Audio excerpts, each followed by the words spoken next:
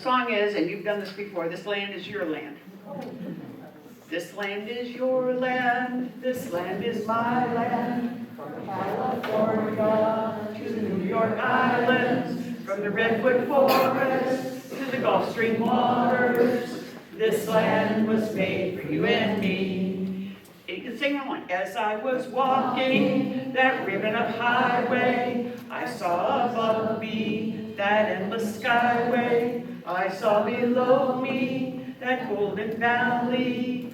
This land was made for you and me. This land is your land, this land is my land. From California to the New York Islands, from the Redwood Forest to the Gulf Stream waters, this land was made for you and me. I roamed and rambled, I followed her footsteps to the sparkling sands of her dining deserts, and all around me a voice was saying, this land was made for you and me. Clap! This land is your land, this land is my land.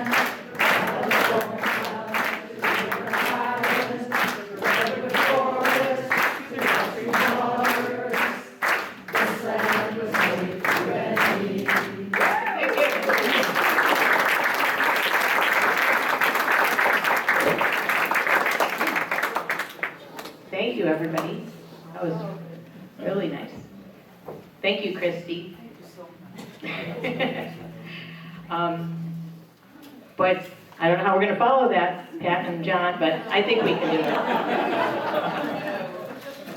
Our third set of heroes is Pat and John Leech. They're going to be introduced today by their longtime friend and fellow Park Commissioner, Jim Patterson. Did you know that? No.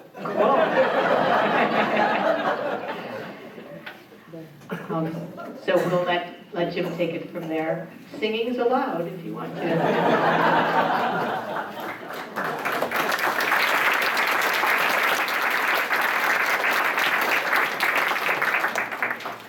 The good news for you is that there will not be any singing.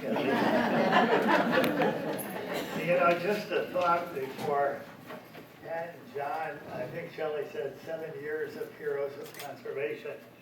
And, just some outstanding people being recognized. But I'll tell you this year, and I know all three of these honorees and a couple, you can't get any better than the three that we have this year. They are tops in what they do.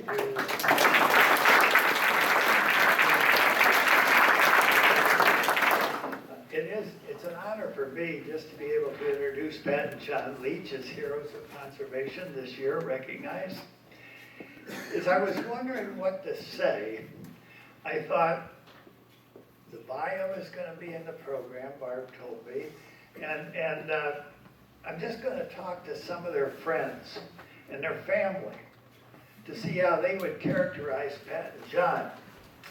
As one would imagine, I received a diverse range of adjectives, feelings, and thoughts. Let me share with you some of them. And as I do, see if you don't see Pat and John in much the same way. Generous of time, talent, and resources. Humility. Humanity. Caring, friend, responsible, respected, some of the nicest people. What a neat couple.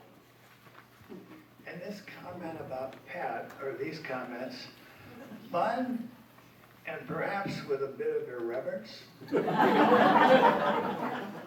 devilish, a twinkle.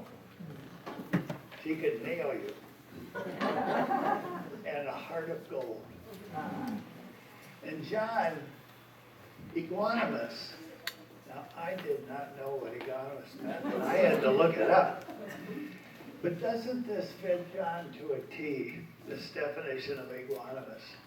Composed, cool, stable, steady, even-tempered, peaceful, well-balanced, and assured. That's John.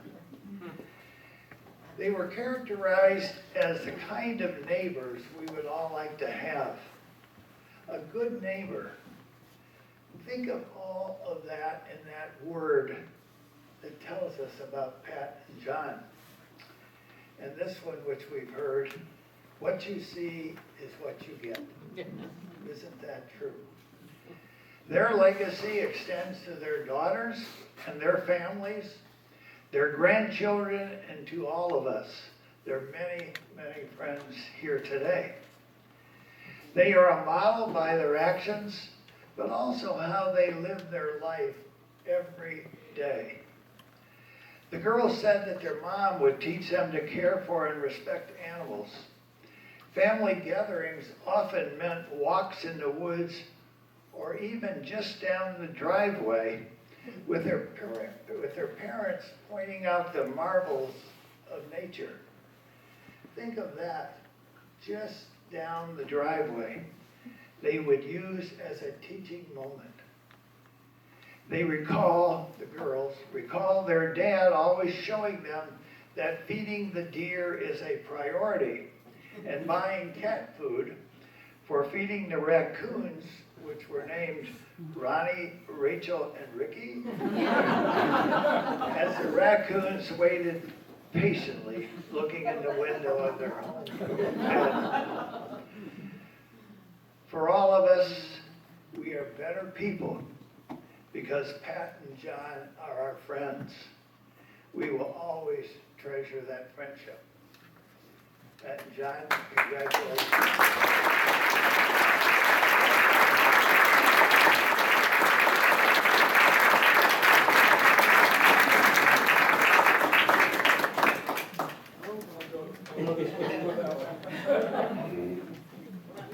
Sure. Oh boy, that's hard. Thank you for coming, those that I didn't know knew about this. We have a great love of nature, of course, or we wouldn't be here.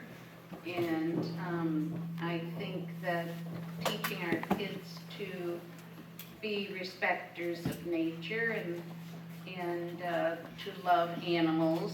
And we have a son-in-law that doesn't like snakes. And so we decided that our grandchildren would like snakes. So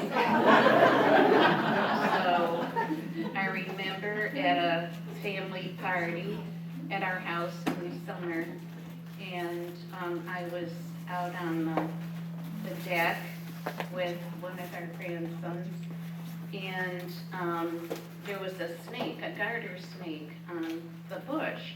Now, a naturalist had told me they don't bite. So I picked up the snake and was holding the snake and then handed it to Andrew, said, "Would you like to hold the snake?" And he said, "Sure." So he was holding the snake, and then I took the snake back, and the snake bit me. And it was holding on, the teeth were in the little part by your thumb. And I thought, okay, now you can't act frightened at all because you don't want them to be afraid of snakes. So, of course, I just said, okay, let's go in the house. And then we went in the house, and I thought, all right, I've got this snake. So if this ever happens to you, you pinch the snake on the mouth like this, and then it lets go. And then you can calmly put the snake back on the bush. So, but then, and I don't think Andrew realized that I was concerned about this. So I sat down on the porch and I Andrew, there must need some help in the kitchen. So I went in the bathroom and washed my hand and put Neosporin on it. And I didn't get infected. So that worked out well, and then took the boys to a program at the West Woods where they have fantastic programs, and there was a woman there, and she had a reptile exhibit, and so she was talking about how wonderful these huge snakes were, and asked if anybody wanted to hold them. So Andrew and Charlie raised their hands, and I thought, what have I done? They have this gigantic snake in their laps. So, but I was very proud of them for doing that. So that's what I like about it.